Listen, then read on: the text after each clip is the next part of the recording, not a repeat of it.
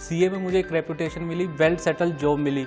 आज मैं SBI join कर चुका हूँ और मैं अपने घर को मतलब फाइनेंशियल सपोर्ट प्रॉपर दे पा रहा हूँ। मैंने सीए बनने के बाद अपनी बहन की शादी की एंड मैं मेरे भाई को सपोर्ट कर रहा हूँ और मैंने मेरे पापा का वो काम छुड़वा दिया जो सब्जियों की रेडी गलियों में लेके घूमते थे। मैं अभी स्टेट बैंक ऑफ इंडिया में काम कर रहा हूँ और मेरा जो प्रोफाइल है उस प्रोफाइल में मुझे अपने बैंक के एसेट्स की ऑडिट करनी होती है, रिस्क पर्सपेक्टिव से, फाइनेंशियल बैकग्राउंड से, फाइनेंशियल स्ट्रॉन्ग कितना हमारा क्लाइंट है जिसे हमें अपनी एसेट्स दे रखी है। तो उसके लिए हमें जो हमने इंटर में पढ़ा था फाइनेंशियल मैनेजमेंट पे, जो हमें दुष्यंत जैन सर ने पढ़ा था, cash flow statement, fund flow statement, ratio analysis, तो ये चीज़ें ऐसी हैं जो आज के टाइम पे भी मेरे प्रैक्टिकल लाइफ में यूज़ होती है। क्योंकि अगर मैंने उस टाइम पे इस चीज़ को बेस स्ट्रॉन्ग ना किया होता तो आज मुझे वहाँ काम करने में दिक्कत होती। लेकिन मुझे ऐसा कभी वहाँ काम करने में इन रेशियोज़ के बेसिस पे एनालिसिस करने के लिए कभी प्रॉब्लम फेस नहीं करनी पड़ी। Hello everyone, I am anchor Vishal Jindal and welcome to the another episode of a Paras institute. आज हैं हमारे साथ सीए अनिल धवन जी। अनिल जी, बहुत बहुत स्वागत है आपका। हेलो विशाल। अनिल जी, मैं पूछना चाहूँगा कि आपकी जो सीए की शुरुआत है ये कहाँ से हुई? सीए की शुरुआत मैं जब अपने क्लास मतलब 10+2 क्लास में था तब मुझे ऐसा बैकग्राउंड मेरा सीए का नहीं था, तो मुझे नहीं पता था कि सीए भी ऐसा कुछ कोर्स होता है। बट एक दिन जब मैं अपना प्रोजेक्ट सबमिट करने गया, दैट डे मैडम ने मेरा नाम पढ़ा, my full name is Anil Dhawan. So madam बोली कि तुझे पता है कि अनिल धवन कौन है? दैट डे मुझे नहीं पता था कि अनिल धवन कौन है। उन्होंने मुझे बताया कि सीए अनिल धवन है हिसार में। तो उन्होंने मुझे एक टॉन्ट मारा था कि तुम अपना भी नाम बदनाम कर रहे हो और उनका भी बदनाम कर रहे हो, क्योंकि मैं क्लास में कभी बैठा ही नहीं था अकाउंट्स की क्लास में। सो वो दिन था और आज का दिन था, तो मुझे उस दिन लगा कि नहीं, मेरे को अपने नाम को भी बचाना और किसी के नाम को भी नहीं डुबाना। तो यहाँ से मैंने सीए करने की सोची थी। ओके, तो वाकई बड़ा यूनिक किस्सा है आपकी लाइफ का कि आपका सीए में आना कुछ इस तरीके से हुआ। अनिल जी, आप पारस इंस्टीट्यूट के कांटेक्ट में कैसे आए? मैंने पारस का नाम सुना था मेरे दोस्तों के थ्रू, बट मैं यहाँ पे किसी को जानता नहीं था और मुझे ऐसा सीए बैकग्राउंड का भी कुछ नहीं पता था। बट मेरे पापा सब्जी की रेडी लगाते हैं, तो वो सब्जी बेचने के लिए जाते थे गलियों में। तो वहाँ पे विवेक सर हैं, उनकी वाइफ पापा से रेगुलर सब्जी लेते थे। तो पापा को किसी ने बताया कि इनके हस्बैंड सीए करवाते हैं। तब पापा ने उनसे बात की, देन उन्होंने विवेक सर से, और विवेक सर से यहाँ पे आके मीटिंग हुई। तो यहाँ इस जरिए मैं पारस में ज्वाइन किया था। तो आपने ये बड़ी कमाल की चीज़ बताई कि आपके पापा सब्जी की रेडी लगाते थे और इस तरीके से आप पारस इंस्टीट्यूट के कांटेक्ट में आए। अनिल जी, क्या लगता है आपको सीए बनने से पहले और बाद में क्या क्या चेंजेस आए हैं आपकी लाइफ में? विशाल जी, ड्रास्टिकली चेंज हुआ है सीए बनने से पहले और सीए बनने के बाद में। सीए में मुझे एक रेपुटेशन मिली, वेल सेटल जॉब मिली। आज मैं एसबीआई ज्वाइन कर चुका हूँ और मैं अपने घर को मतलब फाइनेंशियल सपोर्ट प्रॉपर दे पा रहा हूँ। मैंने सीए बनने के बाद अपनी बहन की शादी की एंड मैं मेरे भाई को सपोर्ट कर रहा हूँ और मैंने मेरे पापा का वो काम छुड़वा दिया जो सब्जियों की रेडी गलियों में लेके घूमते थे। So that has completely change. एक मेंटल सेटिस्फेक्शन मुझे मिलता है कि हाँ, आज मैं किसी एक लेवल पे हूँ और मैंने अपने पेरेंट्स को सपोर्ट किया। क्योंकि अगर देखा जाए, आपके पेरेंट्स आपके ऊपर टाइम, पैसा सब इन्वेस्ट करते हैं क्योंकि वो आप पे विश्वास रखते हैं। अगर आप उस विश्वास पे खरा ना उतरें तो वो दिक्कत की बात होती है। आज मैं अपने पेरेंट्स के उसी विश्वास पे चलते हुए अपने पेरेंट्स को सपोर्ट कर रहा हूँ। तो ये एक बहुत बड़ा चेंज है। बहुत बड़ा चेंज आया है। जब हम लोग फाइनेंशियली थोड़ा सा सफ़र कर रहे होते हैं हमारी लाइफ में, जैसे कि आपने बताया कि चैलेंजेस रहे, तो ऐसे में क्या आपको रिलेटिव्स का, फ्रेंड्स का, फैमिली का कितना सपोर्ट रहा? मुझे शुरू से ही फैमिली, फ्रेंड्स और टीचर्स सबका मुझे शुरू से ही सपोर्ट रहा। मुझे ऐसा सच कभी ये फील नहीं हुआ कि मुझे इस चीज़ में लैकिंग चल रही है फाइनेंशियल प्रॉब्लम की वजह से, क्योंकि मेरे मतलब पेरेंट्स और मेरे रिलेटिव्स उन्होंने सपोर्ट किया। जब मुझे दोस्तों की ज़रूरत थी, दोस्त मेरे साथ थे। जब मुझे टीचर्स की ज़रूरत थी, टीचर्स मेरे साथ थे। तो ऐसा सच मुझे कभी ये फील नहीं हुआ कि मुझे कहीं ना कहीं फाइनेंशियल प्रॉब्लम्स की वजह से मैं चीज़ों को कंप्लीट नहीं कर पा रहा। किन चीज़ों ने आपको हेल्प करा कि आप इतने बच्चों में खड़े होकर के अपना सवाल पूछ पाएँ? क्या चीज़ें थी वो? अगर मैं यहाँ पे टीचर्स की बात करूँ तो सुरेंद्र सर ऐसे थे कि वो बच्चों से पहले इंटरेक्ट करते थे, देन अपने मतलब बच्चों से पहले डाउट लेते थे, देन कंसेप्ट क्लियर करवाने के लिए जाते थे। क्योंकि अल्टीमेटली जब तक हम अपने डाउट क्लियर नहीं कर पाएंगे तब तक कंसेप्ट भी क्लियर नहीं हो पाएगा। तो सुरेंद्र सर की एक आदत थी कि वो अपना कंसेप्ट समझाने के बाद बच्चों का एक एक डाउट लेते थे, और ऐसे नहीं कि आप अपना डाउट बताओ, सडनली किसी का भी नाम लेके कि आप बताओ। तो उस चीज़ में अगर कुछ डाउट होता था तो वहाँ से मतलब एक तरह से हार्ट अटैक पोजीशन होती थी कि आपको नहीं पता कि कब आपका नाम बोला जा सकता है, तो आपको क्लास में एक अटेंटिव रहना होता था। दूसरा, जो मेरे दोस्त थे वो इस चीज़ के लिए हमेशा फोर्स करते थे कि ये डाउट है पूछ ले। तो यहाँ पे ये था कि दोस्त भी अच्छे मिले और टीचर्स भी अच्छे मिले। सिमिलरली गौरव बंसल सर थे, तो उनका पढ़ाने का भी तरीका ऐसे ही था कि आप डाउट्स लो और डाउट्स लेने के बाद ही आगे बढ़ते थे। मतलब ऐसा नहीं है कि डाउट छोड़ दिया या बीच में करके बाद में समझाएंगे, नहीं, क्लास में सबका डाउट सबके लिए होता था। डाउट से मुझे एक सवाल ध्यान आता है कि जैसे हम लोग किसी भी जब प्रोफेशनल स्टडीज़ में होते हैं, अधिकांश हमारे इंडियन एजुकेशन सिस्टम में भी ये देखा गया है, जो हम लोग पढ़ते हैं उनका एक्चुअली रियल वर्ल्ड में कुछ ज़्यादा यूज़ हो नहीं पाता। अधिकांश ऐसे कॉन्सेप्ट होते हैं, मतलब क्योंकि कई बार क्या होता है, स्टडी पैटर्न हमारा बहुत पुराना चल रहा है, पर जब हम रियल ऑन ग्राउंड उतरते हैं, फील्ड में उतरते हैं, तब हमें पता लगता है कि चीज़ें बहुत अलग हैं। तो क्या आपके साथ भी ऐसा हुआ, क्योंकि अब आप वर्किंग हैं और आपने जो पढ़ा है वो कितना मैच हो पाया? विशाल, जैसे मैं आपको बताऊं, मैं अभी स्टेट बैंक ऑफ इंडिया में काम कर रहा हूं और मेरा जो प्रोफाइल है, उस प्रोफाइल में मुझे अपने बैंक के एसेट्स की ऑडिट करनी होती है, रिस्क पर्सपेक्टिव से, फाइनेंशियल बैकग्राउंड से, फाइनेंशियल स्ट्रॉन्ग कितना हमारा क्लाइंट है जिसे हमें अपनी एसेट्स दे रखी है। तो उसके लिए हमें, जो हमने इंटर में पढ़ा था फाइनेंशियल मैनेजमेंट पे, जो हमें दुष्यंत जैन सर ने पढ़ा था, cash flow statement, fund flow statement, ratio analysis, तो ये चीज़ें ऐसी हैं जो आज के टाइम पे भी मेरे प्रैक्टिकल लाइफ में यूज़ होती है। क्योंकि अगर मैंने उस टाइम पे इस चीज़ को बेस स्ट्रॉन्ग ना किया होता तो आज मुझे वहाँ काम करने में दिक्कत होती। लेकिन मुझे ऐसा कभी वहाँ काम करने में इन रेशियोज़ के बेसिस पे एनालिसिस करने के लिए कभी प्रॉब्लम फेस नहीं करनी पड़ी। और दूसरा कि फाइनेंशियल अल्टीमेटली हम मतलब फंड फ्लो का यूज़ डाइवर्जन ऑफ फंड देखने के लिए ही करते हैं। तो वो अगर आप शुरू से ही उस चीज़ को नहीं समझ पाओगे, बेस को प्रॉपर नहीं कर पाओगे, तो आप उसको बैलेंस शीट को एनालाइज करने में भी उतनी ही दिक्कत आती है। सो मतलब अभी जो सिलेबस है और जो एक्चुअली हमें रियलिटी में रियल कॉर्पोरेट वर्ल्ड में जाकर के काम करना है, वो बिल्कुल मैच होता है और इन स्टडीज़ ने आपको हेल्प भी करा। हाँ, मेरे प्रैक्टिकल लाइफ में अभी मैच हो रहा है। मैच हो रहा है, ठीक है। अनिल जी, जनरली ये कहा जाता है कि सीए बहुत मुश्किल है और इसे पास करना बड़ा मुश्किल है। आप ऑलरेडी सीए बन चुके हैं, ठीक है, आपने अपनी लाइफ का एक ट्रांसफॉर्मेशन देखा है, स्ट्रगल से अचीवमेंट्स तक का। तो ऐसे में कितनी इस बात में सच्चाई है कि सीए मुश्किल है? विशाल जी, इसका जवाब मैं अपने एग्जाम्पल के थ्रू, खुद के एग्जाम्पल के थ्रू देना चाहूँगा। जब मैं पारस इंस्टीट्यूट ज्वाइन करने के लिए आया, तो यहाँ पे एक ज्वाइन करने से पहले अपना एक एंट्रेंस एग्ज़ाम लेते हैं, CPET जिसको बोलते हैं। तो उस टाइम पे मैं उस एग्ज़ाम को क्लियर भी नहीं कर पाया था। लाइक मेरे 100 में से शायद 40 मार्क्स भी नहीं थे। तो मैंने यहाँ से जर्नी स्टार्ट की। मैंने सर को ये विश्वास दिलाया कि हाँ, मैं कर सकता हूँ। मैंने CPT, हमारे टाइम पे CPT होती थी, अब फाउंडेशन है, तो मैंने CPT में करना शुरू किया और वो पास हुआ। मतलब उसमें भी कुछ ज़्यादा अच्छे नहीं आए थे, बट हाँ, पास हो गया। और वो इसलिए पास हुआ था क्योंकि मेरा यहाँ पे बेस इतना स्ट्रॉन्ग बनाया गया था। दूसरा, मेरी जो लर्निंग पैटर्न था, अब लोगों का क्या रहता है, दूसरों का क्या रहता है कि जो ये बोलते हैं कि सीए मुश्किल है, वो रेगुलर स्टडीज़ नहीं करते। रेगुलर स्टडी ऐसा नहीं, मतलब सीएज में क्या चाहिए, कंसिस्टेंसी मांगता है रादर देन क्वांटिटी। क्वालिटेटिव जितना आप कर पाओगे उतना होगा।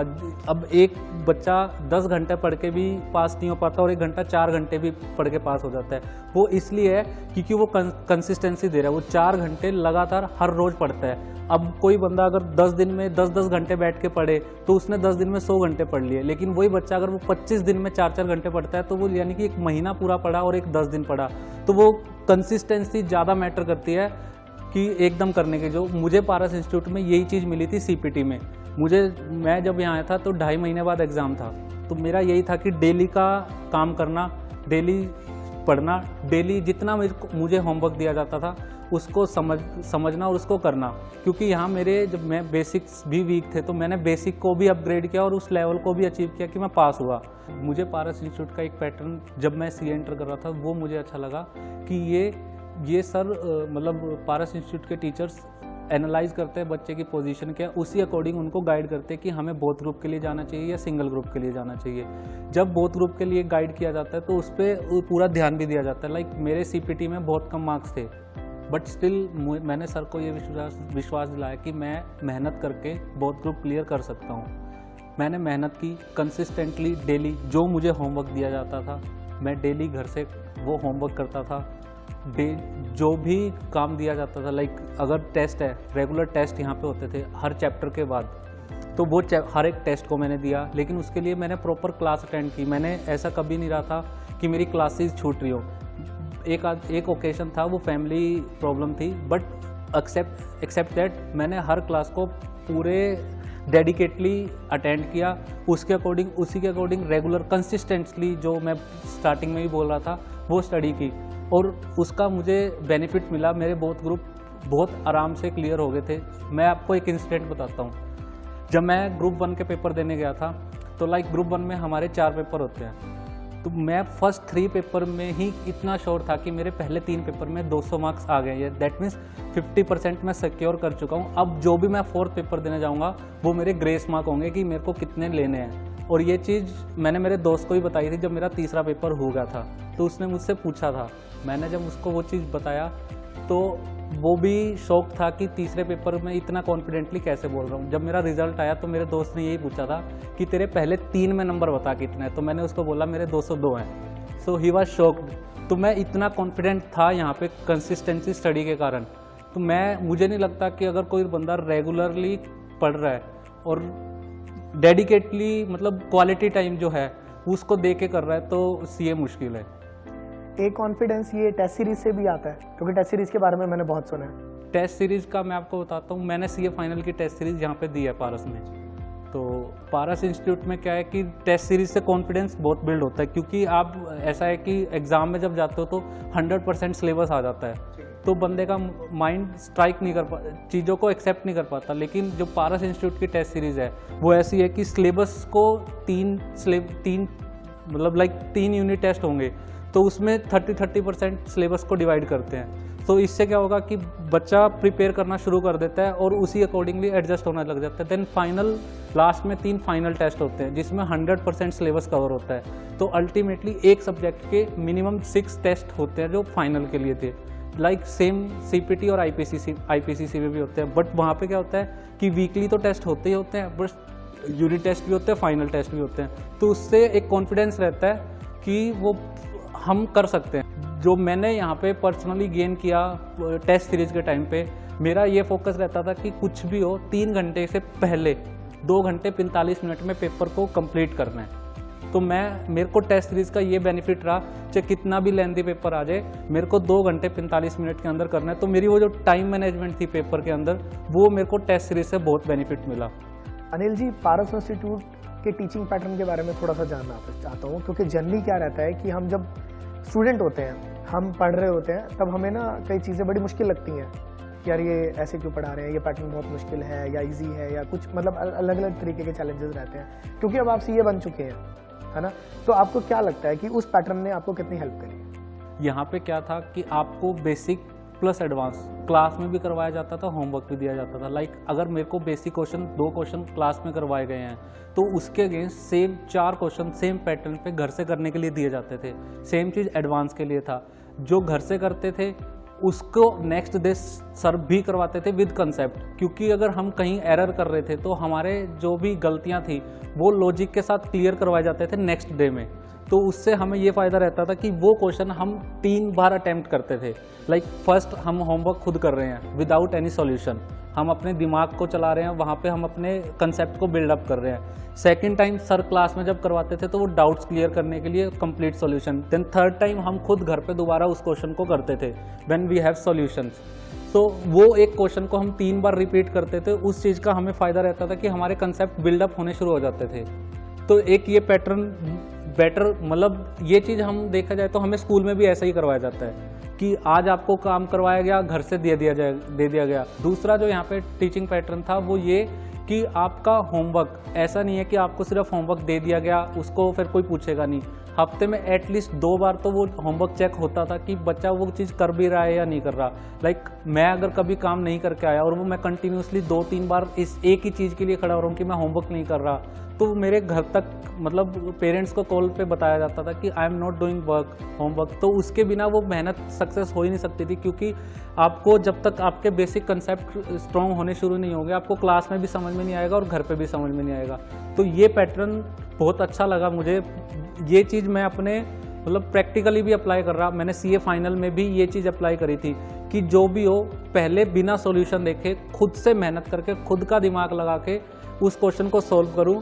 जिस लेवल तक भी सॉल्व कर पाता हूँ, चाहे वो 80% है 90% है, अगर मैं 80-90% किसी क्वेश्चन को बिना सॉल्यूशन के ठीक कर पा रहा हूँ, दैट मीन्स मेरे कंसेप्ट स्ट्रॉन्ग होते जा रहे हैं। और 10% के लिए मुझे एरर को रिवीजन करना है, और ये चीज़ आपकी रिवीजन में भी काम आती है, क्योंकि जो आप चीज़ फर्स्ट टाइम में चीज़ ठीक कर चुके हो उसमें आपको पता है कि आपका कंसेप्ट ठीक है। हमेशा रिवीजन उन्हीं चीज़ों की जाएगी ज़्यादा जहाँ गलतियाँ हो रही हैं।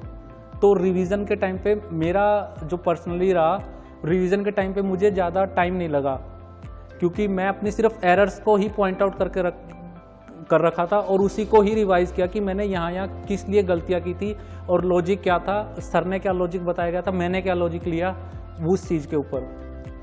अनिल जी, आपके बैच में कितने स्टूडेंट्स पास हो गए थे, पास आउट हुए थे, और क्या कैसा रिजल्ट रहा था उनका? विशाल जी, मैंने यहाँ से IPCC मई 2014 में क्लियर की थी। उस वक्त हमारे बैच में कुल 28 बच्चे थे जो बोथ ग्रुप दे रहे थे। उनमें से 22 या 23 जिन्होंने बोथ ग्रुप क्लियर कर दिया था, बाकी का सिंगल ग्रुप निकल गया था। तो ऑलमोस्ट 90-95% ऐसा था कि जिसमें बोथ ग्रुप क्लियर किया हुआ है। और अगर सिंगल ग्रुप का रिजल्ट का देखा जाए तो 100% रिजल्ट था उन 28 बच्चों का, क्योंकि हर एक ने उस चीज़ को क्लियर किया था, उस मेहनत के अकॉर्डिंग उसे मतलब सक्सेस मिली थी। ठीक है, तो कौन से आपके फेवरेट टीचर कौन से रहे हैं पारस इंस्टीट्यूट में? मैं यहाँ पे अगर देखा जाए तो मेरा जो फेवरेट सब्जेक्ट रहा था वो टैक्स एंड कॉस्टिंग। तो टैक्स के लिए दुष्यंत जैन सर पढ़ाते थे और वो मुझे मतलब इतना फेवरेट लगता था कि मेरे फाइनल से मतलब मैं फाइनल के एग्ज़ाम देने से पहले इतना बोल चुका था कि मेरा टैक्स में एग्जाम्शन है।